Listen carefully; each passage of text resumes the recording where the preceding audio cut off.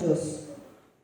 I wonder if it is possible that a deception could come into the Christian church so effective that people could accept it without even realizing they were not doing God's will. Kaya nga ako'y nag-iisip kung posible bang ang isang panlilin lang ay maging sobrang epektibo na ang mga tao sa simbahan ay madadala at hindi nila malalaman na lumilis na pala sila sa utos ng Diyos. It can happen. Look at this with me. Pwedeng mangyari. Tignan po natin ito.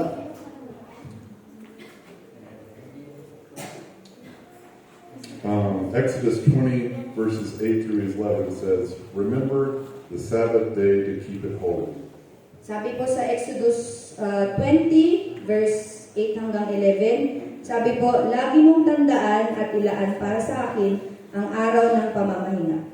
6 days you shall labor and do all your work, but the seventh day is the Sabbath of the Lord your God. 6 na araw kang magtatrabaho at tapusin mo ang dapat gawin. Subalit, ang 10 araw ay para kay Yahweh ng Diyos. Ito ay araw ng pamamahinga. In it you shall do no work, nor your son, nor your daughter. Sa araw na ito ay huwag magtrabaho ang sino man sa inyo. Kayo, ang inyong mga anak. Nor your male servant, nor your female servant, nor your cattle, nor your stranger who is within your gates. Mga aliping lalaki o babae, ang inyong mga alagang hayop, ni ang mga dayuhang nakikipamayan sa inyo.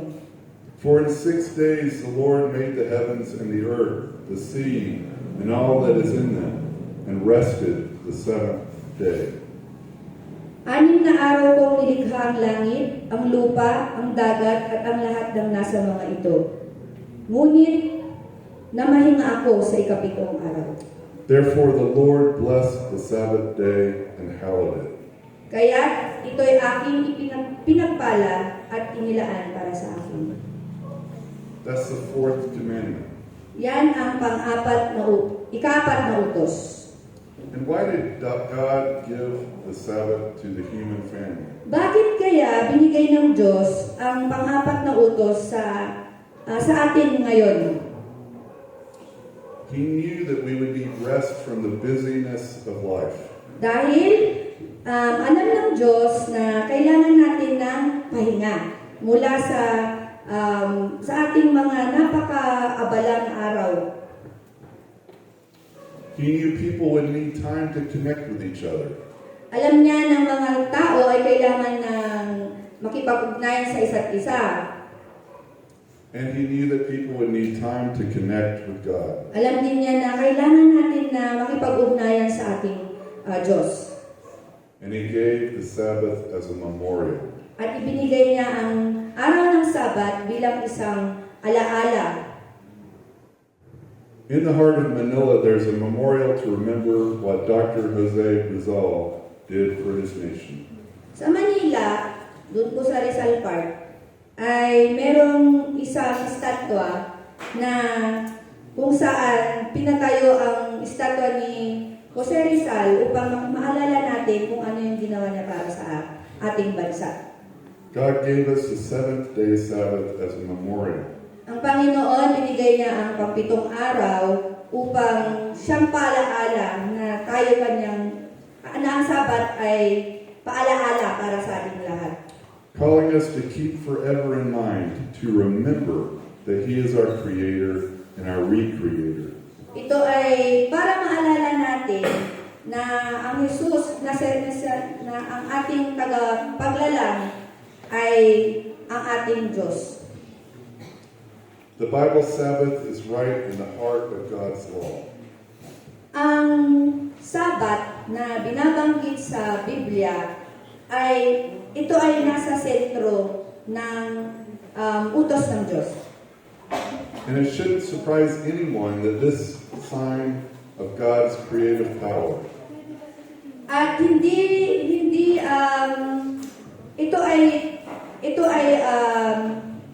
hindi dapat tayo magulat na ito'y ginawa niya itinatag niya para maipakita ang tanda ng kanyang kapangyarihan upang lumikha.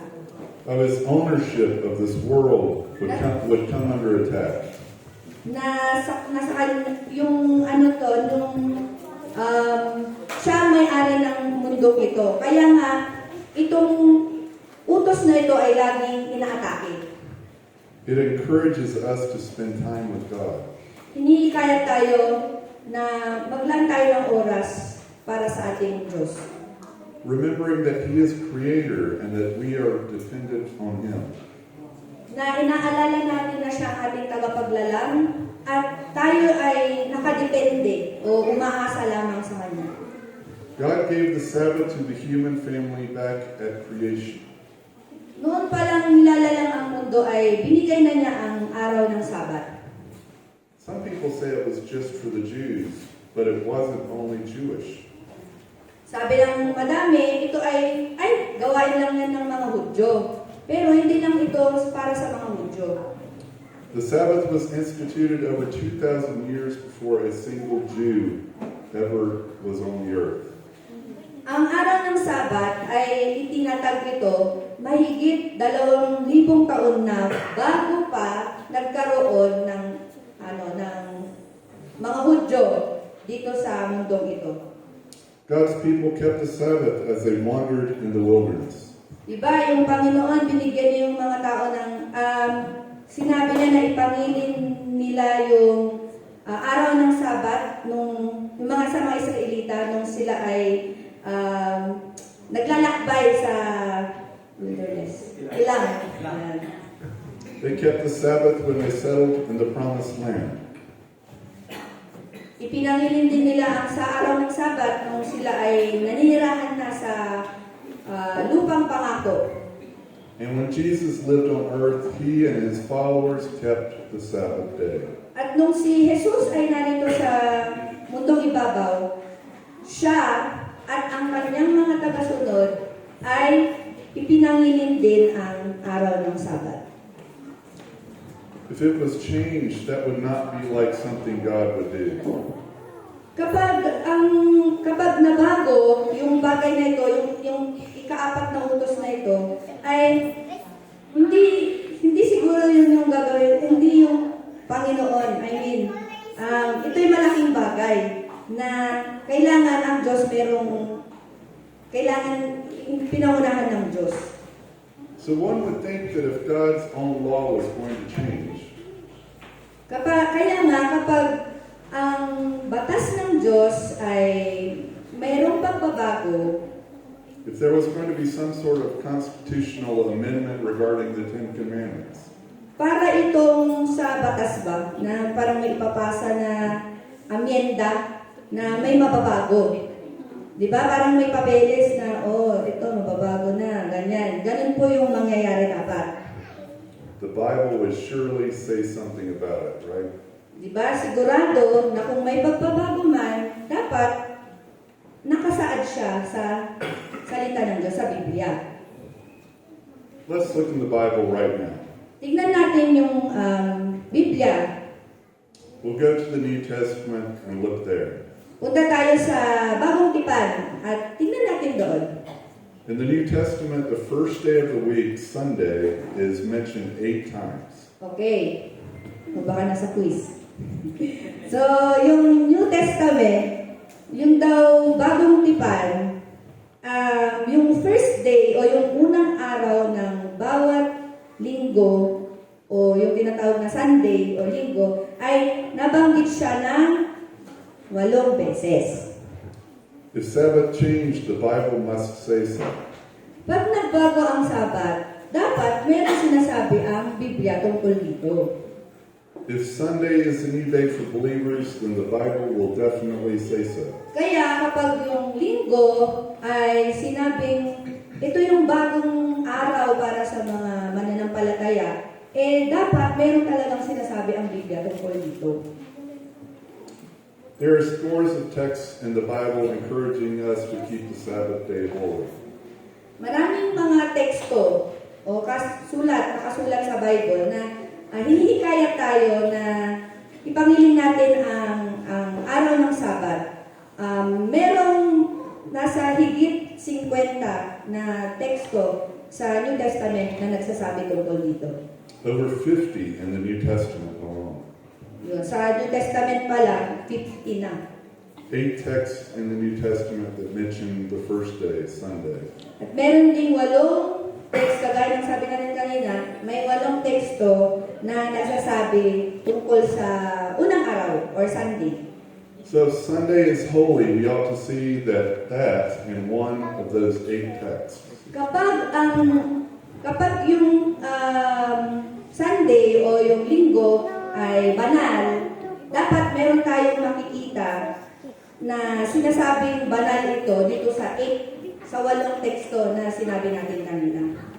So let's look at them. Kaya tingnan natin sila. To begin with, 5 of those verses just mention the first day in passing. Okay, yung pong 5 out of 5 dun sa 8 na yon ay parang pinahapyawan lang ang Sunday.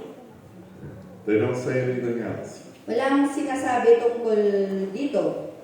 So that leaves us with just 3 other verses that mention Sunday in the New Testament. Kaya nga, 3 na lang yung pwede nating tingnan na mga verse na nagsasabi na ang Sunday ay holy sa New Testament. So let's look and see if any of those 3 verses mention a change. So tingnan natin yung 3 versikulo na yon ay nagbabanggit, may sinasabi tungkol sa pagbabago. Here's the first one, John 20, verse 19. Then the same day at evening, being the first day of the week, when the doors were shut, where the disciples were assembled for fear of the Jews, Jesus came and stood in the midst and said to them, "Peace be with you." Sabi po sa 1:20 versikulo 19, kinagabihan ng araw din iyon, na unang araw ng linggo, habang nakasara ang mga pinto ng bahay na pinaroroonan ng mga alagad, dahil sa takot nila sa mga Hudyo, dumating si Jesus. Tumayo siya, kalagitnaan nila, sa kalagitnaan nila at sinabi, "Sumainyo ang kapayapaan." The reason they were meeting was for fear of the Jews, not to celebrate the resurrection or Sabbath. Yan. Yung rason, bakit sila nagtipon-tipon ay hindi dahil sa Sabat, kundi dahil natatakot sila sa mga Hudyo. They didn't believe the resurrection had taken place. Hindi sila naniniwala na ang pagkabuhay ni Jesus ay nangyari. Here's the second. Ito yung pangalawa. 1 Corinthians 16, verses 1 and 2. Now concerning the collection for the saints, as I have given orders to the churches of Galatia, so you must do also. Sabi po sa 1 Corinthians 16, 1-2, tungkol naman sa ambagan para sa mga kapatid, gawin ninyo ang tulad sa pinagbiling ko sa mga iglesia sa Galatia. On the first day of the week, let each one of you lay something aside, storing up as he may prosper, that there be no collections when I come. Tuwing unang araw ng sanglinggo, ang bawat isa ay maglaan ng bahagi ng kanyang kinikita at ipunin iyon upang hindi na kailangang mag-ambagan sa pagpunta ko riyan. No, this wasn't anything to do with taking up an offering in church. Wala po itong sinasabi na ito'y pangungulekta ng mga handog sa simbahan. Paul had asked the believers in Corinth to put money aside for believers suffering due to famine. Ang sinasabi po ni Pablo dito ay yung mga mananampalataya ay maglaan ng pera para sa mga apektado ng taggutom. This was a collection being taken up. Ito ay kinukolekta sa mga kapatiran. Paul says, put aside after the Sabbath is over. Ang sabi ni Pablo, magtabi kayo, maglaan kayo pagkatapos ng araw ng Sabat. Decide at the beginning of the week what you can spare for fellow believers. Sabi niya na magpasya kayo kung magkano yung ibibigay ninyo para sa inyong mga kapwa mananampalataya. You can also clearly read in Acts that when Paul was in Corinth, he kept the Sabbath with the believers there. At makikita rin po natin ng malinaw na sa libro ng Acts, si Pablo ay nasa Corinto, ay ipinangiling niya ang Sabat kasama ng mga mananampalataya doon. In Acts 20, we find a situation where Paul had just traveled from Philippi to Troas. Okay, ito naman pong sa Acts 20, ito yung panahon na si Paul ay maglalakbay mula sa Philippi papunta po ng Troas. Now on the first day of the week, when the disciples came together to break bread, Paul, ready to depart the next day, spoke to them and continued his message until midnight. Nang unang araw ng Sanlinggo, kami nagkatipon upang magpira-piraso ng tinapay. Si Pablo ay nangaral sa kanila hanggang hating gabi sapagkat aalis na siya kinabukasan. There were many lamps in the upper room where they were gathered together. Maraming ilaw sa silid sa itaas na pinagtitipunan namin. And in a window sat a certain young man named Eutychus, who was sinking into a deep sleep. Nakaupo sa bintana ang isang binata na ang pangalay Eutico. Dahil sa kahabaan ng pagsasalita ni Pablo, si Eutico ay inantok at nakatulog ng mahimbing. He was overcome by sleep, and as Paul continued speaking, he fell down from the third story and was taken up dead. Kaya siya ay nahulog mula sa ikatlong palapag na kanyang kinaroroonan. Kaya patay na siya ng buhatin. Let me give you a little background. Okay, gusto niyang ipaliwanag yung pangyayari. This was Paul's last day with the believers in Corinth. Ang sinasaad po dito ay ito yung huling araw ni Pablo sa Corinto.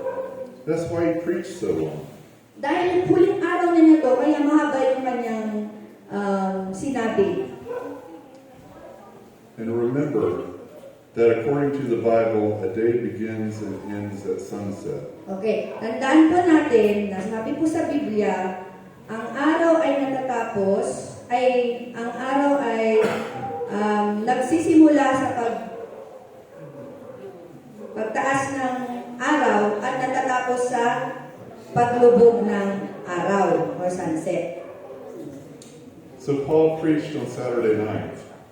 Kaya si Paul, kagaya nga nung nabasa natin, siya ay nag-preach gabi ng Sabado. First day of the week since it's after Sunday.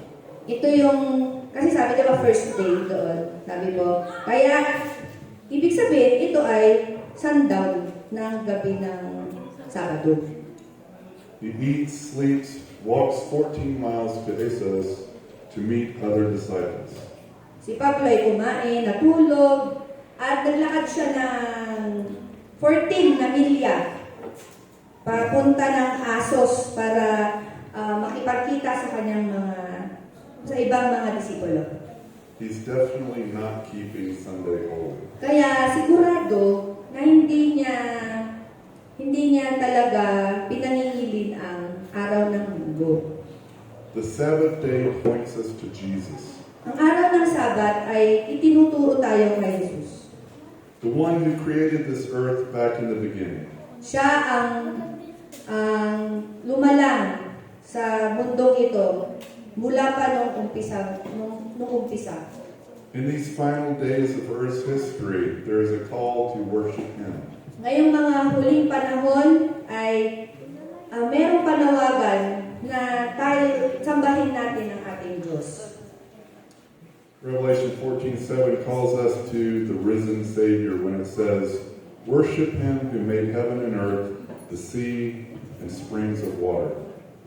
Kaya nga dito sa Revelation 14 verse 7 ay tinatawag tayo na sambahin ang ating tagapagligtas at sinabi dito na, sinabi niya ng malakas, matakot kayo sa Diyos at luwalhatiin ninyo siya, sapagkat dumating na ang oras ng kanyang paghatol. Sambahin ninyo ang Diyos na lumikha ng langit, lupa, dagat at mga bukal ng lupa.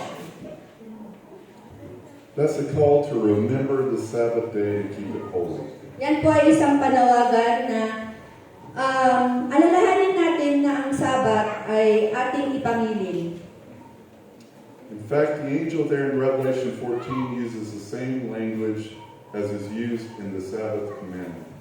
Kaya nga doon sa Revelation 14, saan merong tinatawag na tatlong anghel na mensahero, isa doon ay kagayang-kagaya ng sinabi dito sa doon sa pagnilin ng Sabat. It's clear God is calling us back to something we've forgotten to remember. Kaya malinaw na malinaw na tayo ay tinatawagan ng Diyos na alalahanin ang bagay na ating nakalimutan. Na kailangan nating alalahanin. I've met honest-hearted people who read the Bible and see God blessed and sanctified Sabbath and rested on it. Marami siyang mga nakilalang mga tao na tapat, na nagbabasa ng Biblia, at nakita nila na ang Diyos ay pinagpala niya at pinabanal niya ang araw ng Sabat. But it is confusing for them because it seems that everywhere they turn, people are keeping another day, Sunday. Ngunit yun nga, nalilito sila kasi maraming tao ang nagpapangilin ng araw ng Linggo. One that God didn't bless or sanctify or rest on.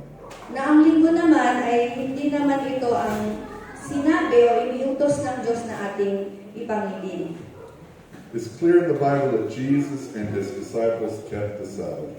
Malinaw po sa Biblia na si Jesus at ang kanyang mga tagasunod ay ipinangilin ang Sabat. There's no mention of any change whatsoever. Walang kahit anong sinasabi na nagkaroon na pagbabago. You could read in the Bible where the disciples certainly could not have changed the Sabbath day. Mababasa natin sa Biblia na sigurado na yung mga disipulo, hindi sila yung nagbago ng araw ng Sabat. They even said we ought to obey God rather than men. Sinabi pa nga nila na sa Diyos kami dapat sumunod at hindi sa tao. So the question is, how did the change come about? So paano nga ba nagkaroon ng pagbabago? If the Bible doesn't sanction the change, who did? Kung hindi yung Biblia ang nagpahintulot ng pagbabago, sino kaya ang nagpahintulot nito? The change happened gradually. Ang pagbabago ay nangyari ng paunti-unti. It surely didn't happen overnight. Hindi ito, siguradong hindi ito nangyari ng magdamag lang. In the 4th century, the emperor of the Roman Empire was a man named Constantine. Noong ika-4 na siglo, ay merong isang leader o emperador. Hindi po yung ano yun. Emperador. Isa yung leader ng Roman Empire. Imperyo ng mga Romano. Or ang pangalan po niya ay Constantine.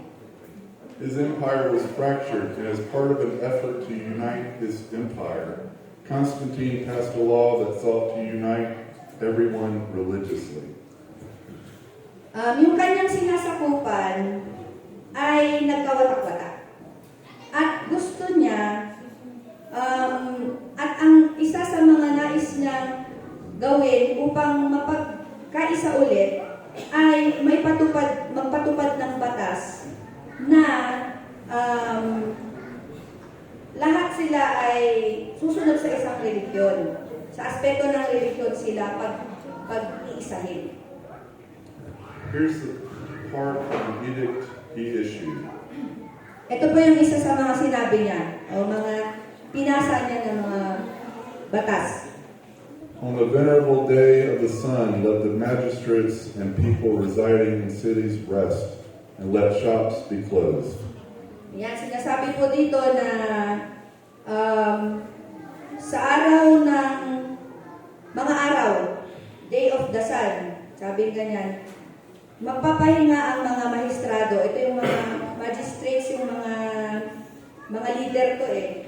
Yan, magpapahinga kayo, sabi niya. At yung mga taong naninirahan sa lungsod. At papasara niya lahat ng mga tindahan. Now look at this with me. Tingnan po natin ito. Written in 1994, Noong 1994, ito po ay naisulat. the sun was a foremost god with heathendom. Yung araw daw ay isang pangunahing Diyos ng mga pagano.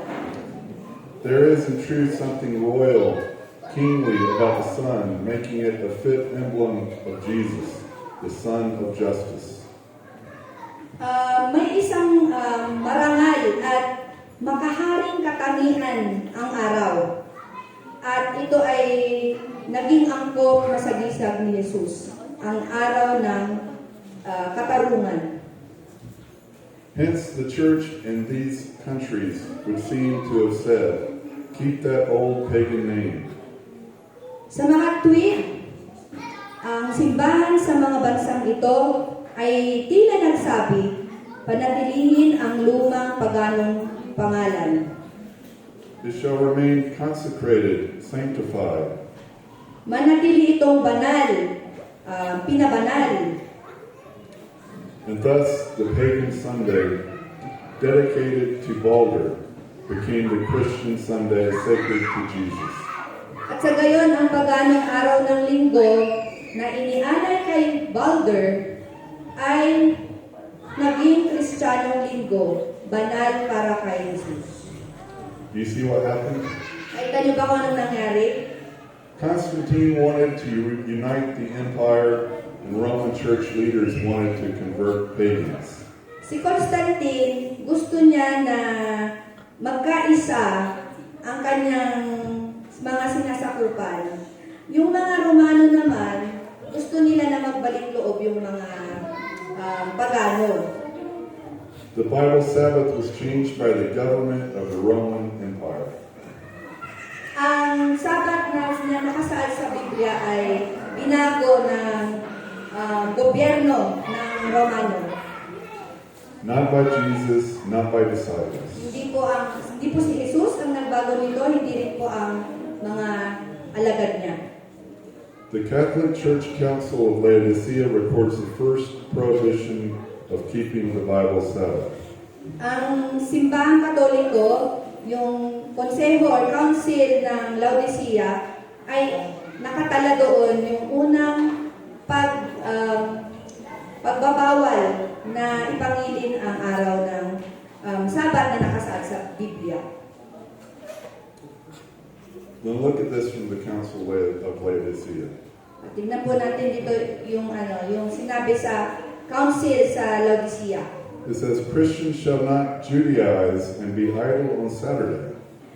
Ang mga Kristiyano daw ay dapat hindi mag-Judaize. Ibig sabihin ng Judaize po ay pagsunod sa mga kaugalian, paniniwala o batas ng mga Hudyo at magpalipas lamang ng panahon sa Sabado.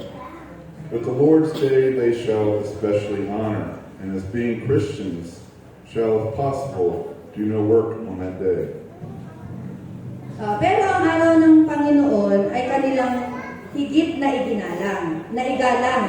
Yan ang sabi po dito sa Council of Laodicea. At bilang mga Kristiyano, hanggat maaari ay huwag gumawa ng kahit anumang gawain sa araw na yun. If, however, they are found Judaizing, they shall be shut out from Christ. Kung gayon man ay mapatunayan sila ay nag-Judaize o ang sabi ko natin ay sumusunod sa mga kaugalian ng mga Hudyo. Sila ay ilalayo mula kay Kristo. A gradual change took place. Ang paunti-unting pagbabago ay nangyari. The following quotes are from the Convert's Catechism.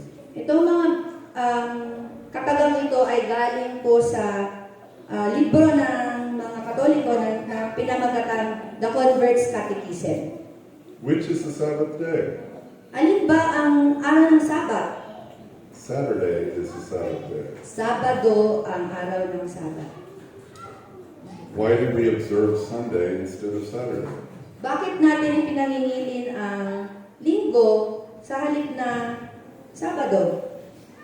And they answered by saying because the Catholic Church transferred the solemnity from Saturday to Sunday. At ang sagot po doon, ayon sa Convert's Catechism, ay dahil ang simbahang Katoliko ay inilipat ang kabanalan ng Sabado sa Linggo.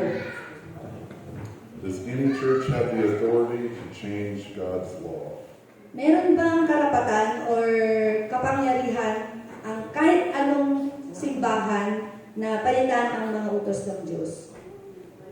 No, they don't. Wala po.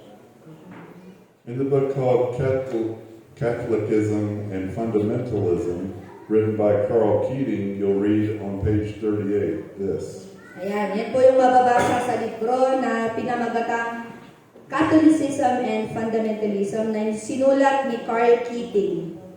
Fundamentalists meet for worship on Sunday, yet there is no evidence in the Bible that corporate worship was to be made on Sundays. Ang mga fundamentalista ay nagsama-sama para sa pagsamba tuwing linggo. Subalit, walang ebidensya sa Biblia na ang sama-samang pagsamba ay dapat gawin tuwing linggo. The Jewish Sabbath or day of rest was, of course, Saturday. Ang Sabat ng mga Hudyo o araw ng pahinga ay siyempre Sabado. It was the Catholic Church that decided Sunday should be the day of worship for Christians in honor of the resurrection. Ang simbahang Katoliko ang nagpasya na ang linggo ang maging araw ng pagsamba para sa mga Kristiyano bilang pagbigay-pugay sa muling pagkabuhay. Napakalinaw po. One cardinal said this, May isang pare na nagsabi nito, "You may read the Bible from Genesis to Revelation, and you will not find a single line authorizing the sanctification of Sunday."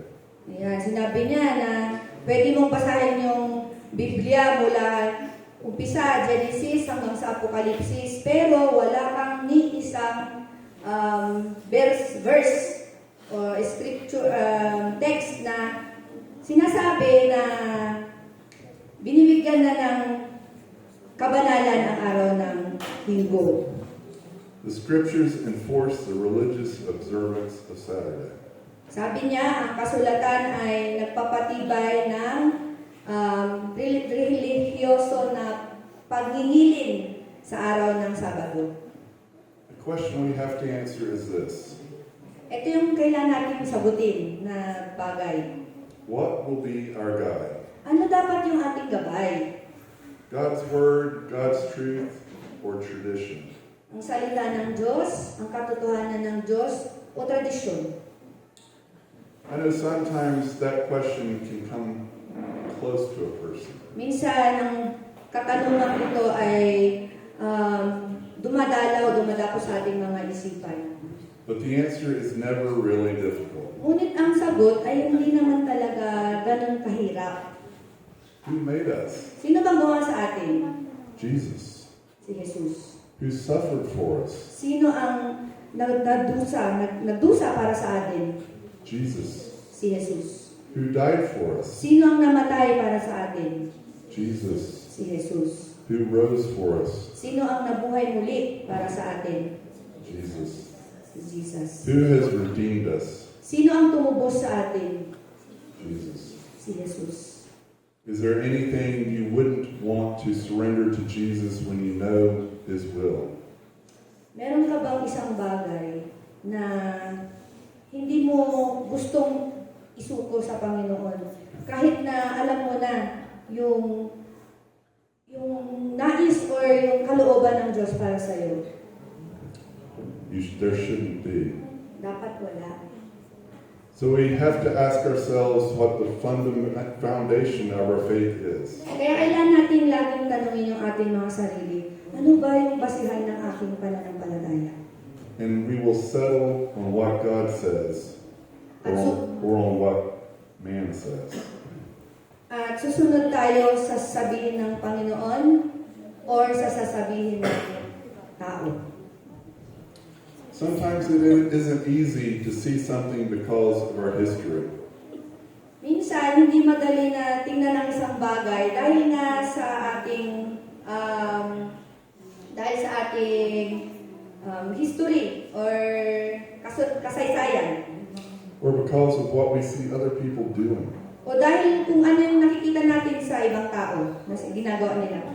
But remember a definition from an earlier presentation. Pero tandaan natin yung isang definisyon mula sa isang pag-aaral natin.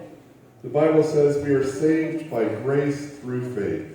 Ang Biblia nagsasabi na tayo iniligtas sa pamamagitan ng biyaya, sa pamamagitan ng pananampalataya.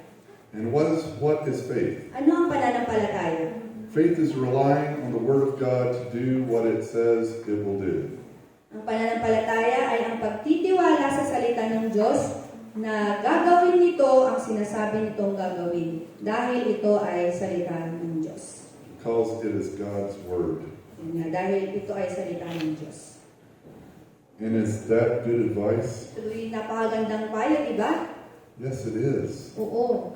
Ito'y talagang magandang payo. Because a Christian lives by the Word of God. Sapagkat ang isang Kristiyano ay nabubuhay sa salita ng Diyos. Remember what Jesus said. Alalahanin natin ang sinabi ni Jesus. If you love me, keep my commandments. Kung iniibig ninyo ako, tutuparin ninyo ang aking mga utos. So the one who is moved by God's love is going to want to live for the one who died for us.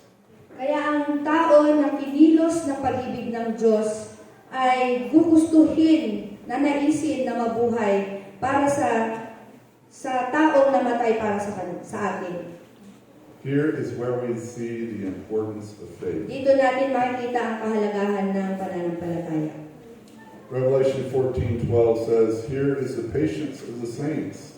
Here are those who keep the commandments of God and the faith of Jesus." Sabi po sa Revelation 14 verse 12, ito'y panawagan na magpakatatag ang mga hinirang ng Diyos, ang mga sumusunod sa mga utos ng Diyos at nananatiling tapat kay Jesus.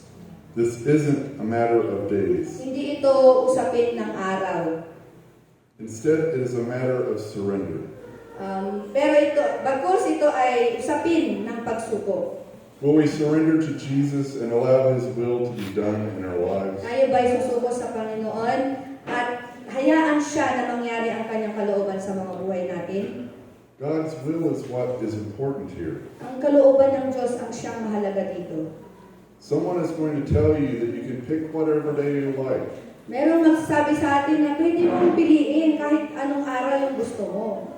Isn't that a bit like what happened in the Garden of Eden? Hindi ba parang yan yung nangyari din sa hardin ng Eden? Eve, you can eat whatever tree from whatever tree you want. Sabi ay, Eva, pwede mong kainin ang kahit anong gusto mo. Jesus calls us tonight. Ang Panginoon na nanawagan sa atin ngayong gabi. For many years, marine charts and world maps showed a small island named Sandy Island, located west of New Caledonia in the Coral Sea. Sa loob ng maraming taon, pinapakita ng marine chart at mapa ng mundo ang isang maliit na isla. Ang tawag dito sa islang to ay Sandy Island. Ito ay matatagpuan sa kanluran ng New Caledonia sa dagat ng Coral. It was off the northeast coast of Australia. Ito ay nasa hilagang silangan ng baybayin ng Australia. But when scientists from the University of Sydney traveled to the area, Ngunit nung bumisita, yung mga mga scientist mula sa Universidad ng Sydney, doon sa lugar na yon, They were surprised to discover that Sandy Island wasn't even there. Nagulat sila nung matuklasan nila na wala palang Sandy Island. Instead of an island, there was nothing but ocean. Sa halip na isla yung makita nila ay puro lamang karagatan yung kanilang nakita. Sandy Island had apparently disappeared. Parang nawala ang Sandy Island. How did an island simply vanish? Paano nga ba biglang naglaho ang isang isla? It seems most likely Sandy Island first appeared on maps due to human error. Siguro nagkamali yung mga tao na may Sandy Island. With the error becoming entrenched as it was repeated over time. At yung pagkakamaling yun ay naging normal na lang, parang tinanggap na lang na paulit-ulit kasi na sinasabi na may Sandy Island. Without anyone checking to see if Sandy Island was really there. Kahit wala kasing nagpatunay or pinuntahan talaga na meron talagang Sandy Island. Its existence was assumed by anyone who saw it shown on a map. Pinagpalagay na lang na meron talagang Sandy Island. The Sandy Island didn't exist and never had. Ngunit ang Sandy Island pala na ito ay wala pala talaga. At never talagang nagkaroon ng Sandy Island. So one day it was on maps and charts.